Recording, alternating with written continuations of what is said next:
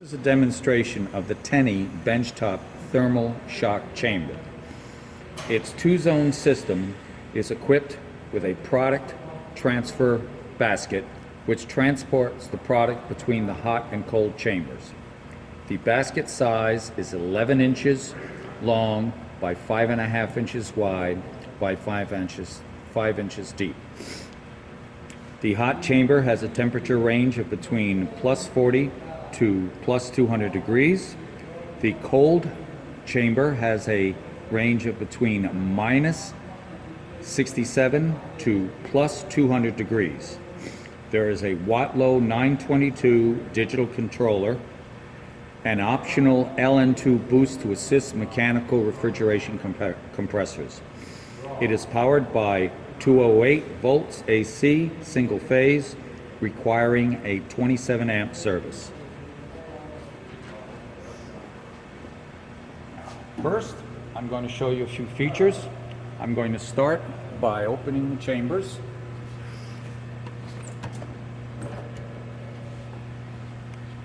And on the side here is a breaker that will turn the system on. There's approximately a 10-second alarm, which will then reset. Now, this, as I mentioned before, this particular chamber is equipped with a Wattlow 922 controller. First, I'd like to bring your attention to this chart that I posted here. What this chart will tell you is when you go through the different events of the chamber. Event 1 is hot chamber enable, which can be turned either on or off.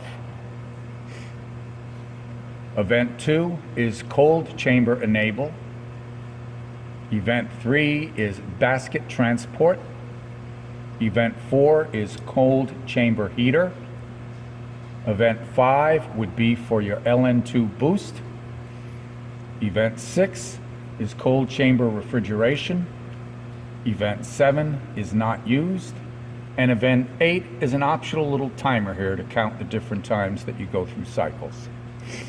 Now, to start our demonstration, first I'm going to show you how the basket moves back and forth. Normally there is a switch here that will turn off the chamber when you open the door, but I've jumped that out for purposes of our demonstration. So we'll start by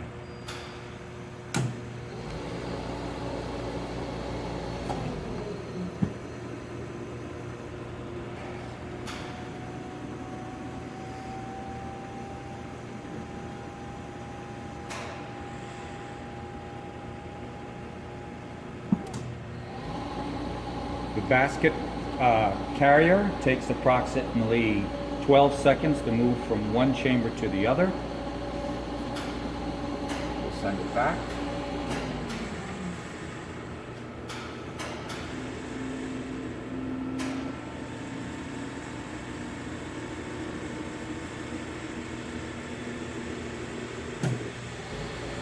You'll note that there are ports for feed-throughs. I have this plugged for now, so when it goes back and forth, the temperatures don't escape from one chamber to the other. There is also a large port on the left side of the chamber where you can also feed things through. Also, I might note that it is equipped with 3 baskets that snap into place,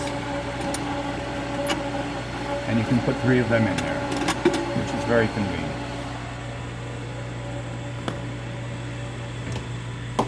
Also, on the left side of the chamber is where you would hook up your LN2 if you were using a liquid nitrogen boost. I think what we'll start off with is first noting that both chambers have an over temp guard, which can easily be set for a low temperature and a high temperature. You just need a little screwdriver. This one is for the hot chamber, and this one is for the cold chamber. Also, there's a nice, very convenient up front chart recorder We have a new pack of paper for that.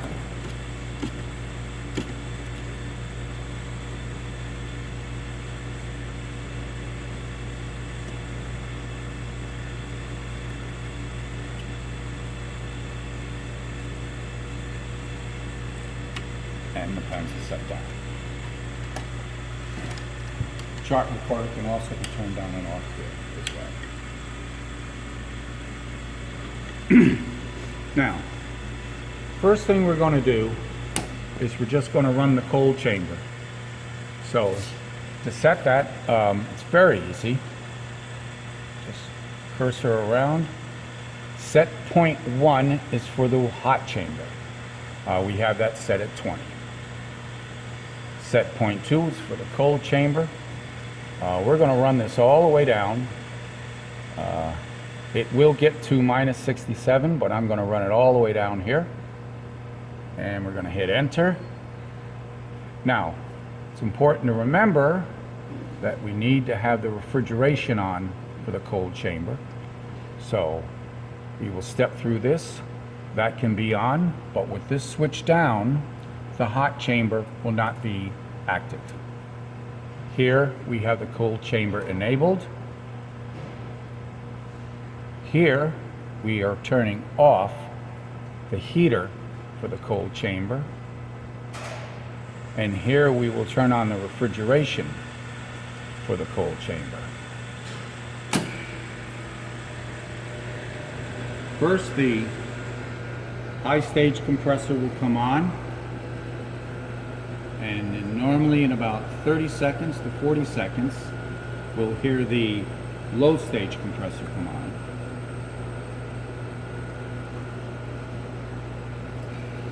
There it goes. And we're going to let this thing run down in temperature, and we'll come back in a little while and we'll see how we did.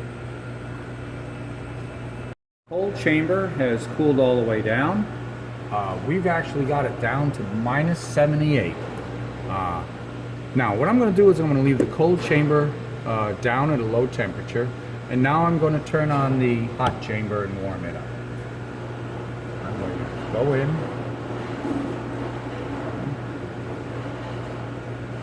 Now this is the hot chamber. I'm going to run that all the way up to 200. We'll just hit it all the way up there for now and turn it on.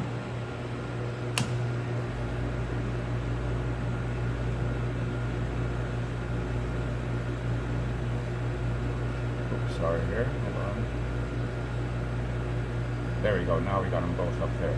This is the hot chamber. This is the cold chamber. This has a large 2500 watt heater in it, so it'll warm up pretty quick. So probably in just a few minutes we'll come back and we'll check the hot chamber. And then after that we're going to exchange the carriage or the basket holder from the hot chamber into the cold chamber. So we'll come back in a few minutes and see how we're doing. Again, the hot chamber is rated from plus 40 to plus 200 degrees C. It's reached its high temperature. Now what I'm going to do is I'm going to lower the hot chamber temperature to 152.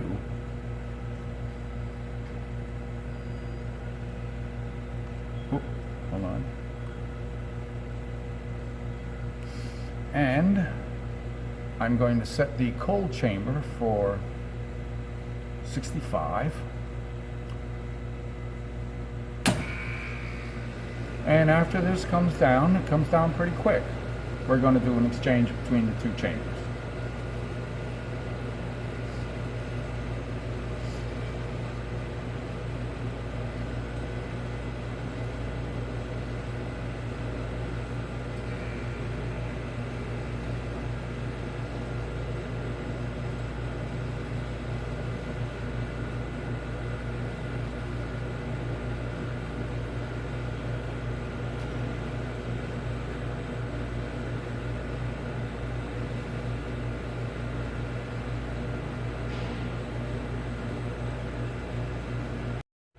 Alright, now what we're going to do is we're going to move the carriage from the hot chamber to the cold chamber, go. It's actually moving in there now.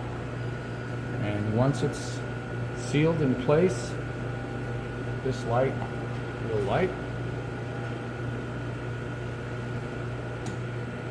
There, it's now sealed in the cold chamber.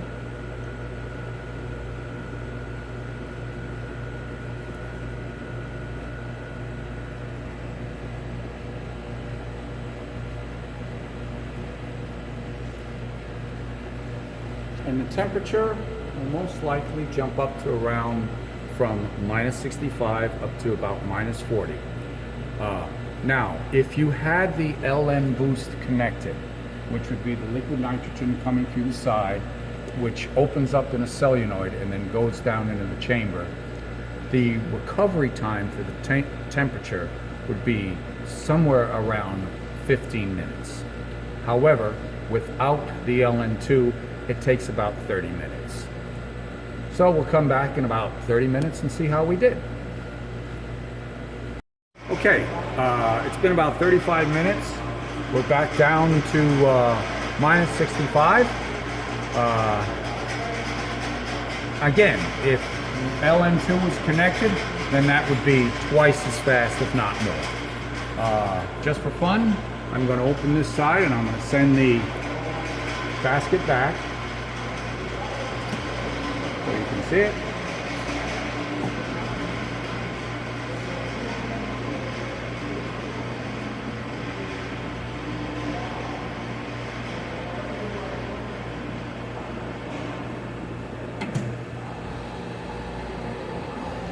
All right, now our last test will be that the cold chamber also can be used as a standalone test chamber.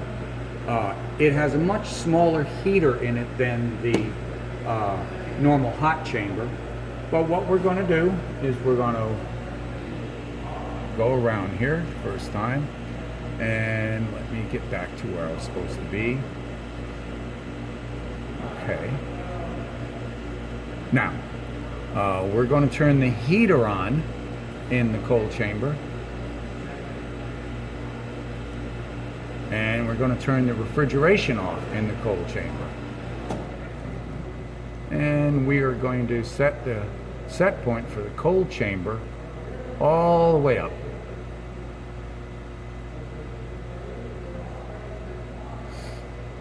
Now again, since it's a small heater, this is going to take probably about an hour. So this will be the last test, and we want to confirm that the cold chamber does go up to its highest temperature. And we'll set that right there so we can see it. And we'll come back in a little bit and see how it's doing. Our final test, the cold chamber is up to its maximum of 200, a little bit over. We'll check it on here. It says 203. That's pretty good. Other than that, it's pretty complete. It works very well. Another nice thing I'd like to mention about this chart recorder, which I like, is it's two different colored pens. The green one is for the cold chamber, and the red one is for the hot chamber. I think the green one might be a little worn out, so you might have to, these are available through Temp, get another green pen for that. But it works very well. And that completes this demonstration.